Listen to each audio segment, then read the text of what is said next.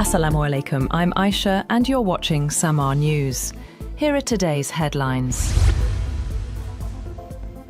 US President Donald Trump has claimed that Iran is desperate to make a deal to end nearly 4 weeks of fighting, contradicting the Iranian foreign minister who said his country was reviewing a US proposal but had no intention of holding talks to wind down the conflict. Iranian Foreign Minister Abbas Araghchi said while there had been no dialogue or negotiation with the US, various messages had been exchanged through intermediaries. Araghchi said in an interview that messages being conveyed through friendly countries and Tehran responding by stating its positions is not called negotiation or dialogue. Trump later said Iranian leaders are negotiating and they want to make a deal so badly, but they're afraid to say it because they will be killed by their own people.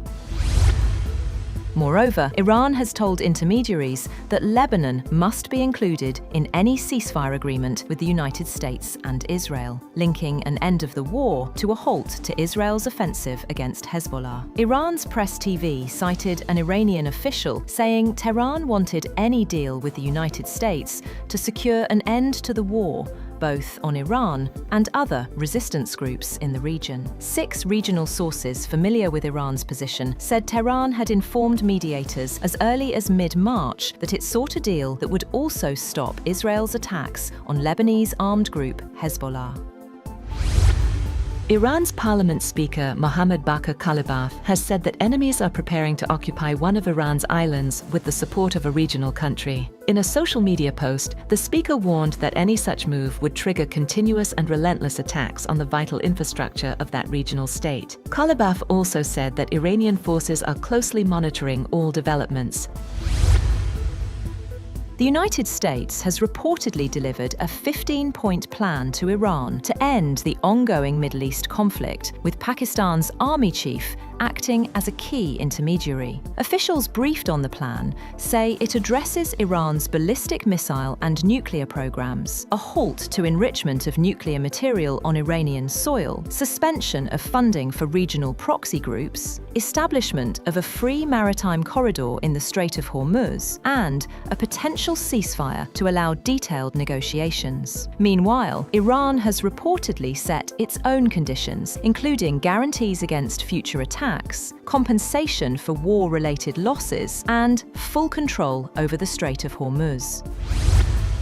Meanwhile, Iran has rejected the US proposal to end the ongoing conflict, calling the terms excessive. A senior official said Tehran will not allow Donald Trump to dictate the timing of the war's end. Pakistan delivered the proposal, with talks potentially hosted in Pakistan or Turkey. Iran says it will continue operations until its own conditions are met.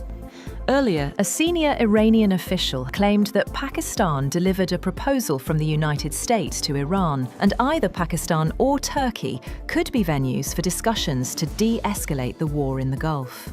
The comments were among the few signs that Tehran was willing to consider diplomatic proposals, despite having denied in public that it would negotiate with the administration of President Donald Trump. The Iranian source did not disclose details of the proposal passed on by Pakistan, or whether it was the same as a 15-point US proposal that has been reported by news outlets. The source said Turkey had also helped to end the war, and either Turkey or Pakistan was under consideration as the venue for such talks. The White House says President Trump is ready to escalate military action against Iran if it does not comply with US demands. Spokesperson Caroline Leavitt told a briefing that President Trump doesn't bluff and could unleash hell if Tehran refuses to abandon its nuclear ambitions. She also said the US campaign is ahead of schedule, but added that Washington is still open to talks. The White House also warned Iran against further miscalculation. A Los Angeles jury has found Meta and Alphabet's Google negligent for designing social media platforms that are harmful to young people in a $6 million verdict that will serve as a bellwether for numerous similar cases. The jury found Meta liable for $4.2 million in damages and Google for $1.8 million, small amounts for two of the world's most valuable companies with annual capital spending over $100 billion each. The Los Angeles trial is meant to serve as a bellwether or test case for the thousands of similar lawsuits consolidated in California state courts. That's all for now. For more updates, visit www.samaa.tv. Thank you for watching Samaa News.